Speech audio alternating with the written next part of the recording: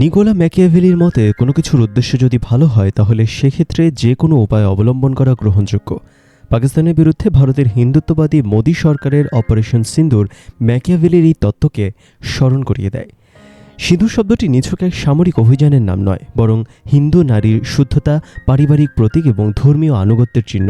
মোদী সরকার operation সিন্দুর নামকরণ করে সাংস্কৃতিক প্রতীকের ব্যবহারকে রাজনৈতিক সরঞ্জামে পরিণত করেছেন। এর প্রসঙ্গে অ্যান্টনিও গ্রামসির কালচারাল হেজমনির ধারণাকে সামনে আনা যায়। গ্রামসির মতে জনগণের চিন্তাধারাকে নিয়ন্ত্রণের একটি পন্থা হল সাংস্কৃতিক চিহ্ন ও প্রতীকের ব্যবহার। সিঁদুরের মাধ্যমে ভারত মাতার রক্ষাকর্তা হিসেবে সামরিক বাহিনী ও শাসক গোষ্ঠীর চিত্র নির্মাণ করা হয়, ফলে জনগণের আবেগকে জিইয়ে রেখে রাজনৈতিক ফায়দা তোলা সহজ হয়। ভারতের বর্তমান আর্থসামাজিক চিত্র অনেকাংশেই বিপর্যস্ত।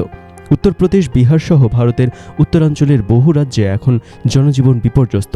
দ্রব্যমূল্যের ঊর্ধ্বগতি, কর্মসংস্থানের অভাব ও আইনশৃঙ্খলার অবনতি মানুষকে গভীর হতাশায় ফেলেছে। সহিংসতা এবং পুলিশের দমনপীড়ন নীতি সাধারণ মানুষের মধ্যে আতঙ্ক ছড়িয়েছে। মোদী সরকারের ওপর আস্থা হারাচ্ছে মানুষ। উগ্র হিন্দুত্ববাদ আর সাম্প্রদায়িক রাজনীতির কারণে বিভিন্ন অঞ্চলে ছড়িয়ে পড়ছে বিজেপি বিরোধী আন্দোলনের ঢেউ। বিভিন্ন অঞ্চলে স্থানীয় নির্বাচনে বিজেপির ভরাডুবি শুরু হয়েছে। এই বাস্তবতায় এক নাটকীয় সামরিক অভিযান প্রয়োজন হয়ে পড়ে মোদী সরকারের। নোয়াম চমস্কি এবং এডওয়ার্ড হারম্যান ম্যানুফ্যাকচারিং কনসেন্ট তত্ত্বে দেখিয়েছেন গণমাধ্যম কিভাবে রাষ্ট্রীয় প্রোপাগান্ডা ছড়িয়ে দিয়ে জনগণের সম্মতি তৈরির মাধ্যম হয়ে ওঠে। মোদী সরকার ভারতীয় মূলধারার গণমাধ্যমকে ব্যবহার করে পাকিস্তান ভারতের শত্রু, মোদী মানে হিন্দুস্তানের রক্ষাকর্তা, এই জাতীয় বয়ান প্রতিষ্ঠা করেছে। সঞ্জুয়া তার দি আর্ট অফ ওয়ার বইতে লিখেছেন, যুদ্ধ মানে প্রতারণা। যুদ্ধের আগে সর্বোচ্চ প্রচার এবং বিভ্রান্তি প্রয়োজন হয়। এ প্রেক্ষাপটে ভারতীয় মিডিয়া বারবার দেশপ্রেম আর শত্রু নির্মাণ কার্যত মোদীর রাজনৈতিক নাটকের সহ অভিনেতার পরিণত হয়েছে।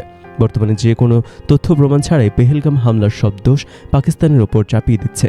ঠিক তেমনি 2016 সালে উড়িতে এবং 2019 সালে পুলওয়ামা বালাকোট সংকটে মিডিয়া পাকিস্তান বিদ্বেষী এবং অন্ধ দেশপ্রেম দেখিয়েছিল, যা মোদীর ভোট ব্যাংক আরও শক্তিশালী করেছে। ভারতে উগ্র হিন্দুত্ববাদের উত্থান একদিকে যেমন মুসলিমদের নিরাপত্তাহীন করে তুলেছে, অন্যদিকে এটি মোদী সরকারের ভোটের রাজনীতির শক্ত ভিত তৈরি করেছে। উত্তরপ্রদেশ এবং বিহারের সাম্প্রতিক সহিংসতা, পুলিশের অতিরিক্ত বলপ্রয়োগ এবং বিচার বহির্ভূত হত্যাকাণ্ড এই মতাদর্শিক হেজেমনির অংশ।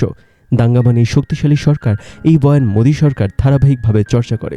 এর মাধ্যমে সরকার জনগণের মনস্তত্ত্বকে শত্রু ধারণা প্রবেশ করিয়ে সেই শত্রু থেকে দেশকে রক্ষা করার মহানায়কের রূপ ধারণ করতে চায়।